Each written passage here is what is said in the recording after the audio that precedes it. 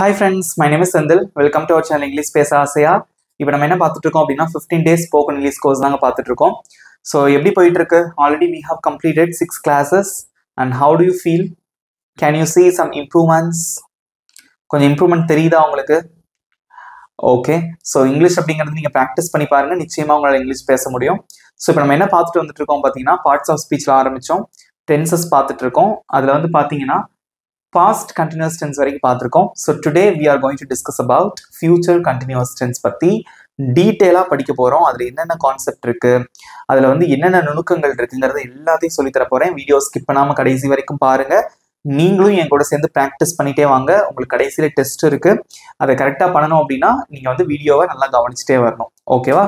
Right. இந்த video உங்களுக்கு பிடிச்சிருந்தா மறக்காம ஒரு லைக் பண்ணிக்கோங்க, உங்க நண்பர்களுக்கும் ஷேர் பண்ணுங்க. நம்ம சேனலை சப்ஸ்கிரைப் பண்ணாதவங்க சப்ஸ்கிரைப் பண்ணி வச்சுக்கோங்க, பக்கத்துல இருக்க பெல் ஐகானை கிளிக் பண்ணி வச்சுக்கோங்க. Let's get started. Okay, future continuous tense. What does mean by future continuous tense? The name itself has the meaning.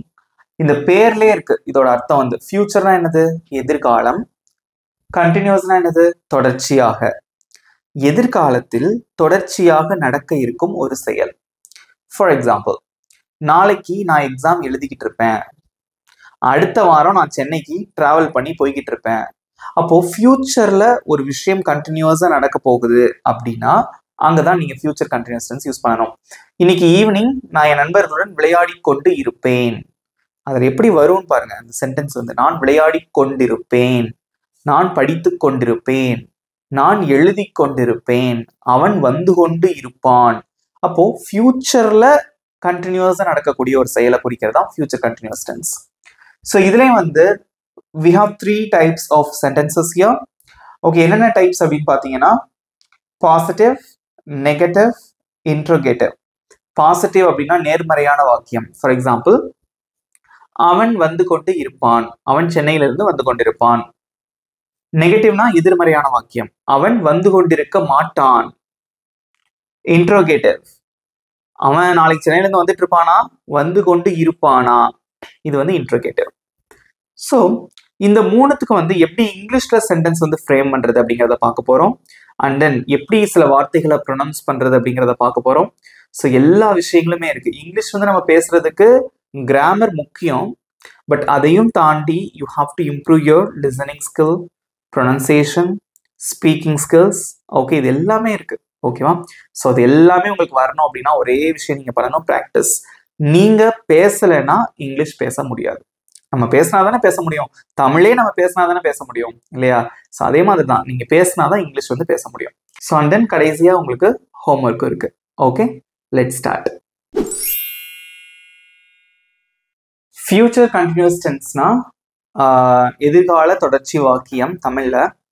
இதோட ஸ்ட்ரக்சர் ரொம்ப ரொம்ப ஈஸி. ஏன்னா எந்த சப்ஜெக்ட் வந்தாலும் ஒரே ரூல் தான் நம்ம ஃபாலோ பண்ண போறோம். இப்ப சப்ஜெக்ட் வந்து ஐ, நான், யூனா நீ அல்லது நீங்கள், வீணா நாங்கள், தேனா அவர்கள், ஹீனா அவன், ஷீனா அவள், இட்னா அது.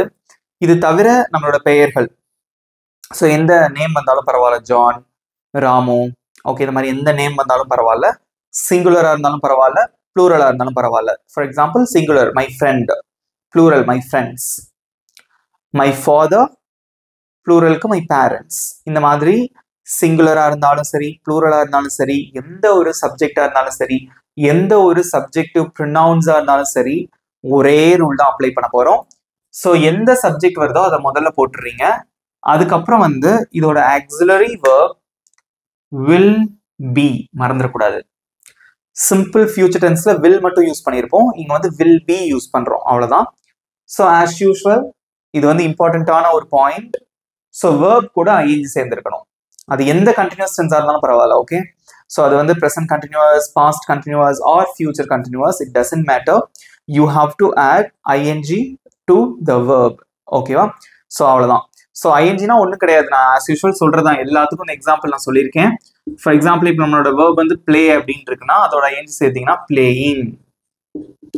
இன்னொரு விஷயம் ஞாபகம் வச்சுக்கோங்க, இந்த வேர்போட நம்ம ஐஎன்ஜி சேர்க்கிறோம் இல்லையா, இந்த வேர்ப் வந்து ப்ரெசன்ட் ஃபார்ம்ல தான் இருக்கணும், பேஸ் ஃபார்ம் அப்படின்னு சொல்லுவாங்க. So one more example, teach. Teach அப்படிங்கிறது ஒரு வேர்ப், ஸோ கற்றுக் கொடுக்கறது. ஸோ அதோட ஐஎன்ஜி சேர்த்தீங்க அப்படின்னு என்ன வரும்? Teaching. Okay, that's it. So laugh, one more example. Laugh, அதோட இங்க சேர்த்தீங்கன்னா laugh-னா என்னது? சிரிக்கிறது. So laughing. Got it? Cry, crying. Shout, shouting. அவ்வளவுதான். ஸோ இந்த மாதிரி ஐஎன்ஜி ஃபார்ம் ஆஃப் வெர்ப் தான் யூஸ் பண்ணணும். ஐஎன்ஜி போடாமல் யூஸ் பண்ணிடாதீங்க கண்டினியூஸ் டென்ஸ்ல. ஓகேவா? எக்ஸாம்பிள் பார்க்கும்போது உங்களுக்கு இன்னும் தெளிவாக புரியும். Let's see some examples. Examples, நான் வந்து கொண்டிருப்பேன், நான் வந்துட்டு இருப்பேன். ஸோ அதை வாசிக்கும் போதே உங்களுக்கு தெரியணும். இப்போ பாருங்க, அந்த கொண்டுங்கிற வார்த்தை வந்துட்டாலே அது கண்டினியூஸ் டென்ஸ் தான். அது என்ன கண்டினியூஸ் டென்ஸ், அது ப்ரெசென்டா, பாஸ்டா, ஃபியூச்சராங்கிறது எப்படி கண்டுபிடிக்கணும்? அதை வாசிச்சு தான். நான் வந்து கொண்டு இருப்பேன், இருப்பேன் ஃபியூச்சர்ல நடக்கக்கூடிய விஷயம். நான் வந்து கொண்டிருக்கிறேன் அப்படின்னா ப்ரெசென்ட் கண்டினியூஸ். நான் வந்து கொண்டு இருந்தேன் அப்படின்னா பாஸ்ட் கண்டினியூஸ். நான் வந்து கொண்டிருப்பேன் அப்படின்னா ஃபியூச்சர் கண்டினியூஸ். ஓகேவா? ரைட். ஸோ இங்க இன்னொரு எக்ஸாம்பிள் பாருங்க, நாங்கள் விளையாடி கொண்டிருப்போம். இனிமேதான் நடக்க போகுது, ஃபியூச்சர்ல அந்த விஷயம் கண்டினியூஸா நடக்க போகுது. ஒன் மோர் எக்ஸாம்பிள், நீ படித்து கொண்டிருப்பாய், நீ படிச்சுட்டு இருப்ப. ஸோ அது இனிமேதான் நடக்க போகுது. Okay, so these are the examples for future continuous tense. Okay, so let's see how to make sentences in English for these three sentences. So நான் வந்து கொண்டு இருப்பேன், அது எப்படி சொல்லுவீங்க? நிறைய பேர் இப்பவே சொல்ல ஆரம்பிச்சிட்டீங்க. குட். ஸோ சப்ஜெக்ட் என்னதுங்க? நான் அப்படிங்கிறது சப்ஜெக்ட். ஸோ எந்த சப்ஜெக்ட் வந்தாலும் ஒரே ரூல், கண்ணை மூடிட்டு அப்ளை பண்ண வேண்டியதான். பண்ணிடலாமா? ஸோ நான், அதுக்கு இங்கிலீஷ்ல ஐ.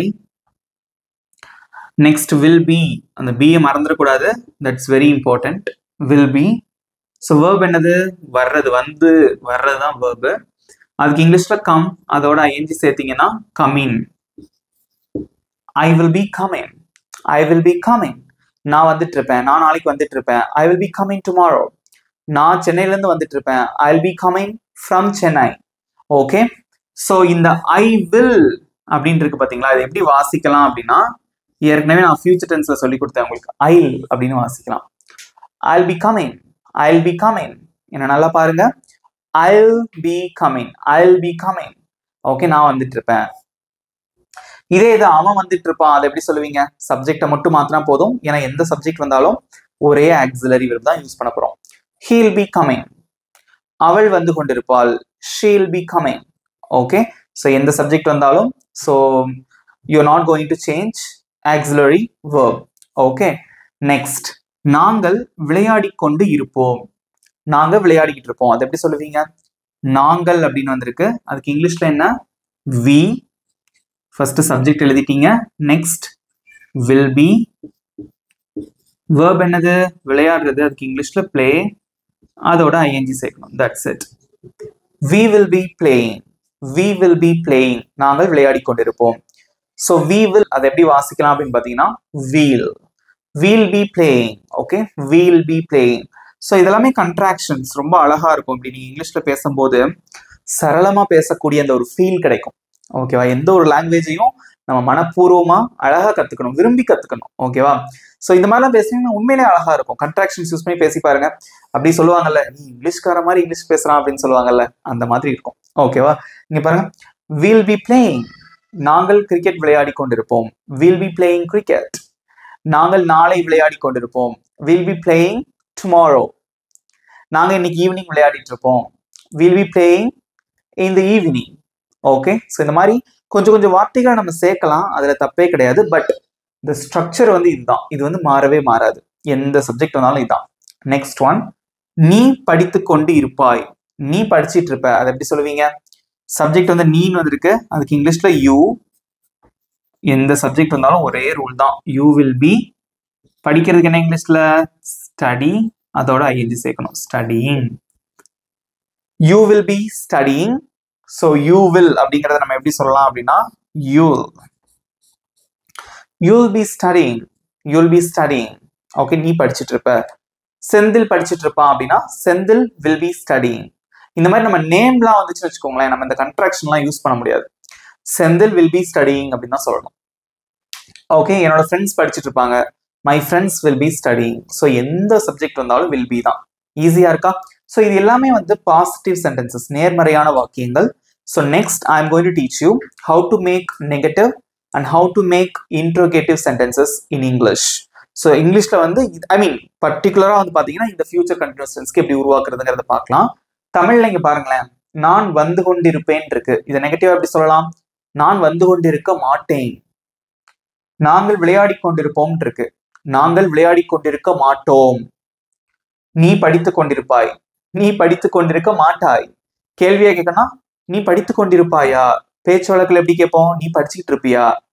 நாளைக்கு நம்ம கிரிக்கெட் விளையாடலாம்னு பிளான் பண்ணியிருந்தோம். நீ படிச்சுட்டு இருப்பியோ எக்ஸாமுக்கு? நீ படித்துக் கொண்டிருப்பாயா? இந்த மாதிரி கொஸ்டின். ஓகே, அது எப்படி கத்துக்கிறது, அது எப்படி சொல்றது, அதை எப்படி பேசி பிராக்டிஸ் பண்றது அப்படிங்கிறத பார்க்கலாம். அவள் ஞாயிற்றுக்கிழமை வேலை செய்து கொண்டிருப்பாள். ஸோ இந்த வாரம் ஞாயிற்றுக்கிழமை வருதுன்னு வச்சுக்கோங்களேன். நீங்க சொல்றாங்க அவள் ஞாயிற்றுக்கிழமை வேலை செய்து கொண்டு இருப்பாள். ஸோ இனிமேதான் வரப்போகுது ஞாயிற்றுக்கிழமை. அதுல கொண்டிருப்பாள் இது வந்து பாசிட்டிவ்.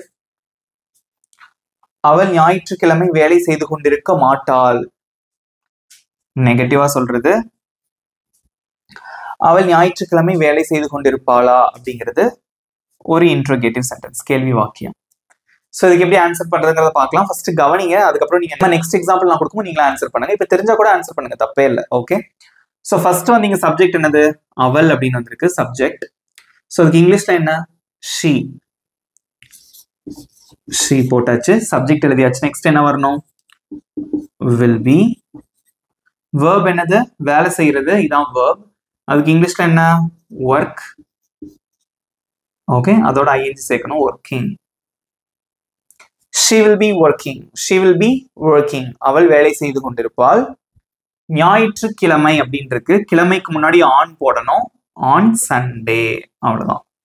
எந்த கிழமையா இருந்தாலும் அதுக்கு முன்னாடி ஆன் போடணும். she will be working on Sunday. அவள் ஞாயிற்றுக்கிழமை வேலை செய்து கொண்டிருப்பாள். she will be working on Sunday. இந்த she will இதை எப்படி சேர்த்து சொல்லலாம் அப்படின்னு பாத்தீங்கன்னா she'll be working on Sunday அப்படின்னு நீங்க சொல்லலாம். நெக்ஸ்ட் எக்ஸாம்பிள், அவள் ஞாயிற்றுக்கிழமை வேலை செய்து கொண்டிருக்க மாட்டாள். அவள் ஞாயிற்றுக்கிழமை வேலை செய்து கொண்டிருக்க மாட்டாள் இஸ் a நெகட்டிவ் சென்டென்ஸ். அதை எப்படி இங்கிலீஷ்ல சொல்றது? ரொம்ப சிம்பிள். இங்க பாருங்க, will be அப்படின்னு சொல்லிட்டு இதான் ஆக்சிலரி verb. willன்னு ஒரு வார்த்தை இருக்கு, beன்னு ஒரு வார்த்தை இருக்கு. இந்த ரெண்டுத்துக்கும் நடுவுல தான் நீங்க நாட் சேர்க்கணும். will be not அப்படின்னு சொல்லக்கூடாது. இந்த மாதிரி ரெண்டு வார்த்தைகள் இருந்தா நம்ம நடுவுல தான் சேர்க்கணும். நாட் வந்து will not be அப்படின்னு சொல்லணும். ஓகே, அதான் negative sentence. So she will not be working on Sunday.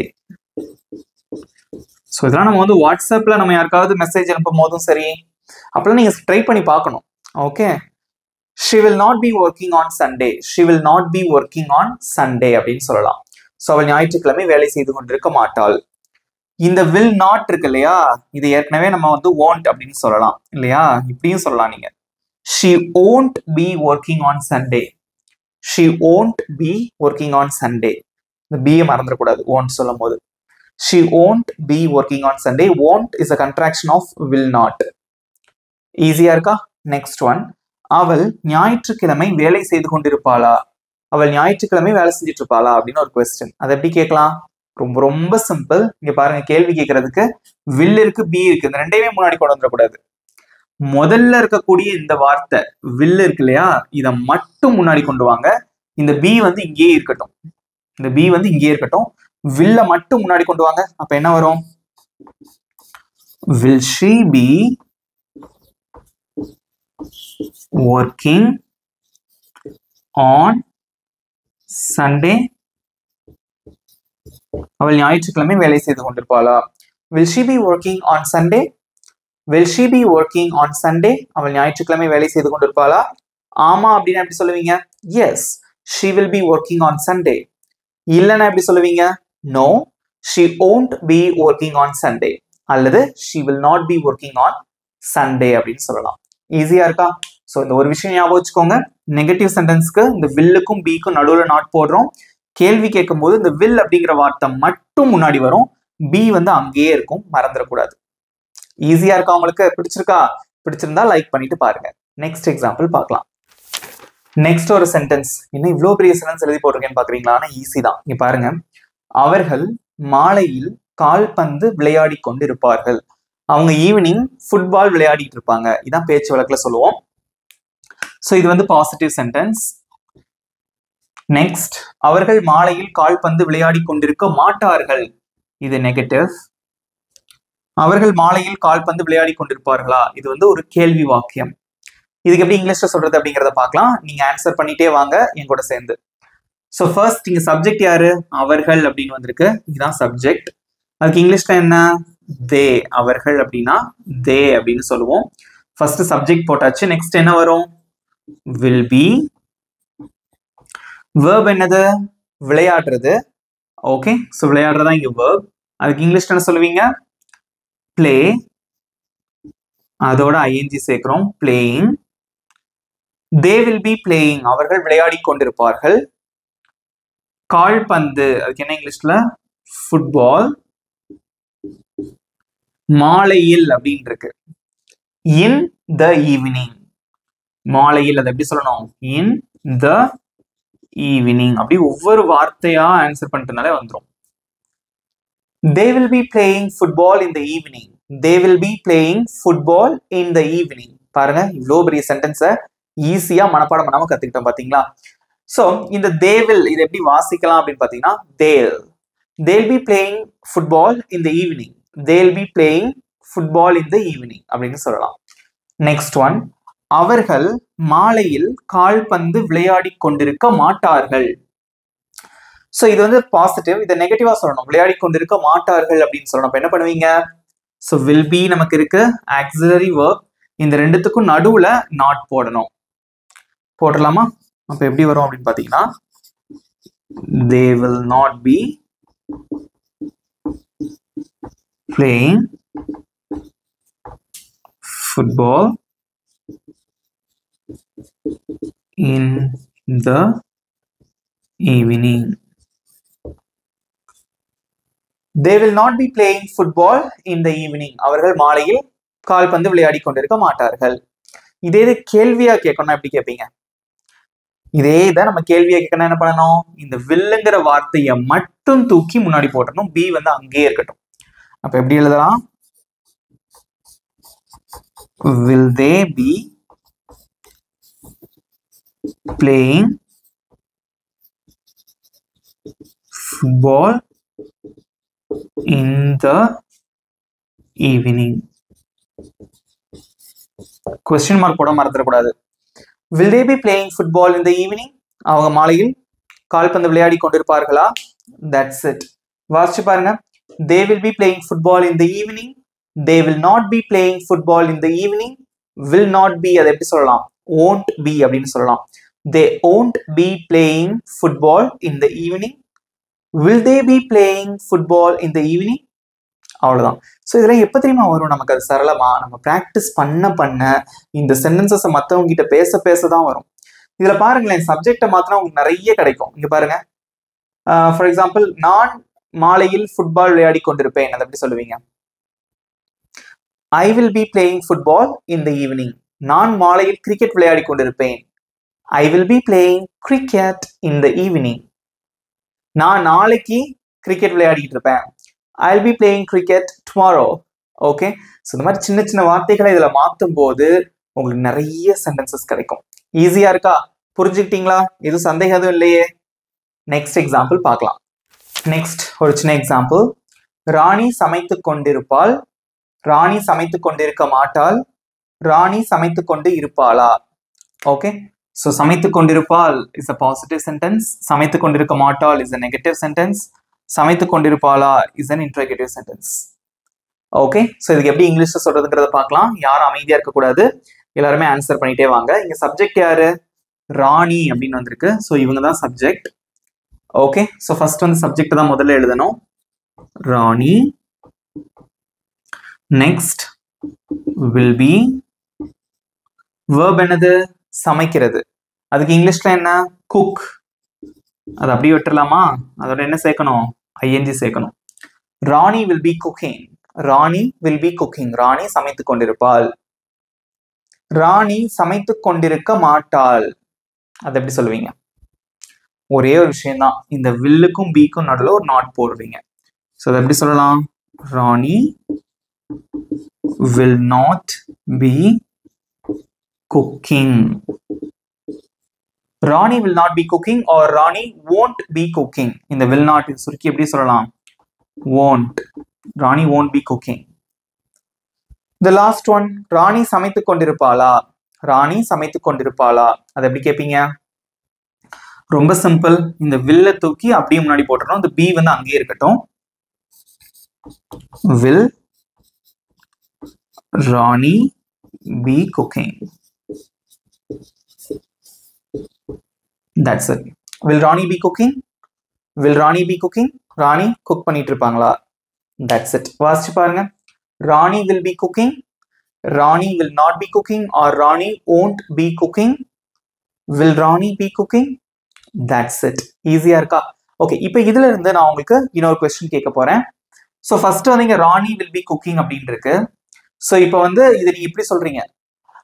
ராணி வந்து 8 PM குக் பண்ணிட்டு இருப்பாங்க. அது எப்படி சொல்லலாம்? ராணி வந்து இரவு 8 மணிக்கு, ஸோ 8 PM குக் பண்ணிட்டு இருப்பாங்க. அது எப்படி சொல்லலாம்? Rani will be cooking at 8 PM. 8 மணிக்கு ராணி சமைச்சிட்டு இருப்பாங்க. ஸோ 8 மணிக்கு ராணி சமைச்சிட்டு இருக்க மாட்டாங்க அப்படின்னா Rani will not be cooking at 8 PM. 8 மணிக்கு ராணி சமைச்சிட்டு இருப்பாங்களா? Will Rani be cooking at 8 PM அப்படின்னு நீங்க வந்து கேட்கலாம். ஸோ இந்த மாதிரி இதெல்லாம் நீங்க எக்ஸ்ட்ரா ஆட் பண்ணிக்கிறது. பட் இதோட ஸ்ட்ரக்சர் இவ்வளவுதான். இதுக்கப்புறமா சில வார்த்தைகள் வந்து நீங்க அதை ஆட் பண்ணிக்கணும். ஓகேவா? இப்போ நான் உங்களுக்கு இன்னொரு கொஸ்டின் கேட்கிறேன். ராணி என்ன சமைச்சிட்டு இருப்பாங்க? ஓகே, இங்க பாருங்க. ராணி சமைத்து கொண்டிருப்பார்களா அப்படின்னா will Rani be cooking. Rani என்ன சமைச்சிட்டு இருப்பாங்க? அதை எப்படி கேட்பீங்க? ஒரு குட்டி வார்த்தையை ஆட் பண்ணணும், அவ்வளவுதான். நிறைய பேர் பிடிச்சிட்டீங்களே, கமெண்ட்ல ஆன்சர் சொல்லிட்டீங்க போலயே. குட். ஓகே, வாட்ங்கிற அந்த ஒரு வார்த்தையை ஆட் பண்ணா போதும். What will Rani be cooking? Rani என்ன சமைச்சிட்டு இருப்பாங்க? ராணி எனக்காக என்ன சமைச்சிட்டு இருப்பாங்க? அதை எப்படி கேட்கலாம்? கமெண்ட்ல சொல்லுங்க. ராணி எனக்காக என்ன சமைச்சிட்டு இருப்பாங்க? இதுல இன்னொரு வார்த்தையை ஆட் பண்ணணும், அவ்வளவுதான். அந்த எனக்காக அதை ஆட் பண்ணிட்டா வந்துடும் answer. What will Rani be cooking for me? That's it. What will Rani be cooking for me? ராணி எனக்காக என்ன சமைச்சிட்டு இருப்பாங்க? அவ்வளவுதாங்க இங்கிலீஷ். இப்ப சொல்லுங்க, அது என்ன ஒரு பெரிய விஷயமா கத்துக்கிறது? ஒண்ணும் கிடையாது. சின்ன சின்ன வார்த்தைகளை சேர்க்க வேண்டியது, பேசி பேசி பிராக்டிஸ் பண்ண வேண்டியது, சரளமா இங்கிலீஷ்ல பேசிடுவீங்க, அவ்வளவுதான். சிம்பிளா இருக்கா? ஓகே, ஸோ கடைசியா ஒரு எக்ஸாம்பிள் பார்த்துட்டு அதுக்கப்புறம் உங்களுக்கு டெஸ்ட் கொடுக்குறேன். நீ அந்த நேரத்துல தூங்கிட்டு இருப்ப. ஓகே, உங்க ஃப்ரெண்டு வந்து சொல்றாங்க இந்த மாதிரி நைட் 11 o'clock கால் பண்ணு அப்படின்னு சொல்றாங்க. நீங்க சொல்றீங்க நீ அந்த நேரத்துல தூங்கிட்டு இருப்ப, தூங்கி கொண்டு இருப்பாய். ஓகே, ஸோ அதுவும் ஒரு ஆக்ஷன் தான் இல்லையா? அதுவும் ஒரு செயல் தான். நீ அந்த நேரத்தில் தூங்கி கொண்டிருப்பாய், நீ அந்த நேரத்தில் தூங்கி கொண்டிருக்க மாட்டாய், நீ அந்த நேரத்தில் தூங்கிட்டு இருப்பியா? ஸோ அந்த நேரத்தில் அப்படிங்கிறது காமனா நம்ம யூஸ் பண்ணக்கூடிய ஒரு வார்த்தை. இதுக்கு எப்படி இங்கிலீஷ்ல சொல்றதுங்கிறத பார்க்கலாம். ஸோ தூங்கி கொண்டிருப்பாய் அப்படிங்கிறது பாசிட்டிவ், நீ அந்த நேரத்தில் தூங்கி கொண்டிருக்க மாட்டாய் நெகட்டிவ், தூங்கி கொண்டிருப்பாயா அப்படிங்கிறது ஒரு இன்ட்ரோகேட்டிவ் சென்டென்ஸ். எப்படி ஆன்சர் பண்ணுவீங்க? ஆன்சர் பண்ணிட்டு வாங்க கமெண்ட்ல. ஸோ இங்க சப்ஜெக்ட் வந்து நீ அப்படின்னு வந்திருக்கு. அதுக்கு இங்கிலீஷ்ல என்ன? You will be. verb என்னது? ஸ்லீப். அதோட ஐஎன்ஜி சேர்க்கணும், sleeping. You will be sleeping. நீ தூங்கி கொண்டிருப்பாய் அந்த நேரத்தில். அது எப்படி சொல்லலாம் அப்படின்னு பாத்தீங்கன்னா at that time. அந்த நேரத்தில் அப்படின்னா at that time, மறந்துடாதீங்க. ஓகே, ஸோ இந்த நேரத்தில் அப்படின்னா at this time, அந்த நேரத்தில்னா at that time. Okay, so you will be sleeping at that time. நீ அந்த நேரத்தில் தூங்கிட்டு இருப்ப.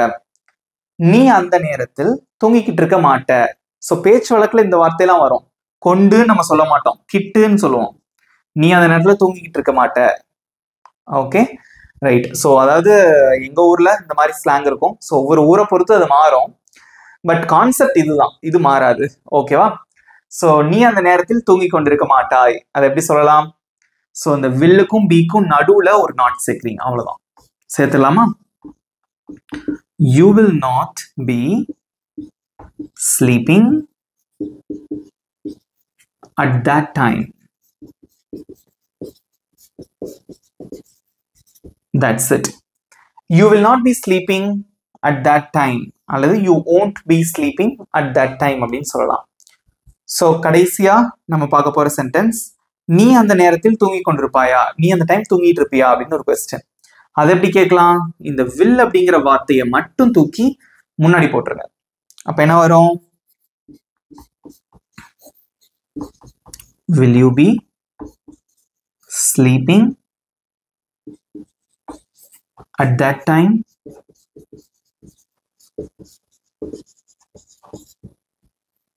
will you be sleeping at that time will you be sleeping at that time நீ அந்த நேரத்தில் தூங்கிக் கொண்டிருப்பாயா வாசிச்சு பாருங்க you will be sleeping at that time you won't be sleeping at that time will you be sleeping at that time so கேள்வி கேட்கும்போது அதுக்கான expression வரணும் okay will you be sleeping at that time அது கேள்வி மாதிரி கேட்கணும் வாசிக்க கூடாது ஓகேவா அவ்வளவுதாங்க இது சப்ஜெக்ட்டை மாத்தீங்கன்னா வேற வேற சென்டென்சஸ் கிடைக்கும் இப்போ நீங்க சொல்லுங்க பார்க்கலாம் நான் அந்த நேரத்துல தூங்கிட்டு இருப்பேன் நான் அந்த நேரத்தில் தூங்கி கொண்டிருப்பேன் அதை எப்படி சொல்லுவீங்க சப்ஜெக்டும் மாத்தணும் so யூக்கு பதிலா ஐ வரும் so I will be sleeping at that time so Ramu அந்த நேரத்துல தூங்கிட்டு இருப்பான் so Ramu will be sleeping at that time அவ்வளவுதான் ஓகேவா that's it ஈஸியா இருந்ததா எப்படி இருந்தது ஃபியூச்சர் கண்டினியூஸ் டென்ஸ் ரொம்பவே ஈஸியா இருந்ததுல ஓகே வீடியோ பிடிச்சிருந்தா லைக் பண்ணிட்டு இப்போ நான் கொடுக்க போற டெஸ்ட் எழுதுங்க ஓகே இப்போ உங்களுக்கான டெஸ்ட்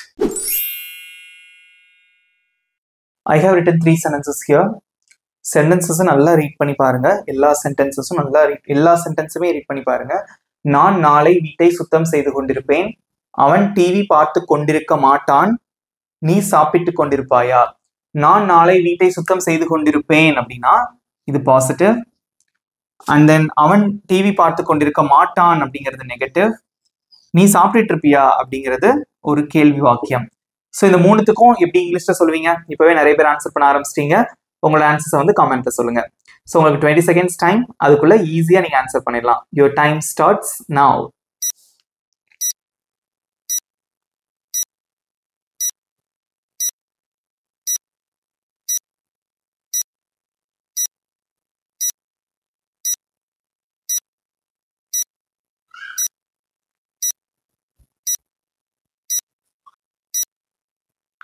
டைம்ஸ் அப் ஓகே குட் ஜாப் சூப்பரா ஆன்சர் பண்ணிருக்கீங்க நிறைய பேர் ஸோ ஆன்சர் பண்ணாதவங்க இப்போவும் ஆன்சர் பண்ணிட்டே இருக்கலாம் நீங்க ஆன்சர் பண்ணி முடிச்சவங்க இப்போ நான் ஆன்சர் சொல்றேன் செக் பண்ணிக்கோங்க கடைசியா உங்க மார்க்ஸை மறக்காம எனக்கு கமெண்ட்ல சொல்லணும் ஓகேவா ரைட் ஃபர்ஸ்ட் ஒன் நான் நாளை வீட்டை சுத்தம் செய்து கொண்டிருப்பேன் சப்ஜெக்ட் வந்து நான் ஸோ ஐ வில் பி சுத்தம் செய்யறதா இங்க verb அதுக்கு இங்கிலீஷ்ல கிளீன் அதோட ஐந்து சேர்க்கணும் கிளீனிங் வீட்டை the house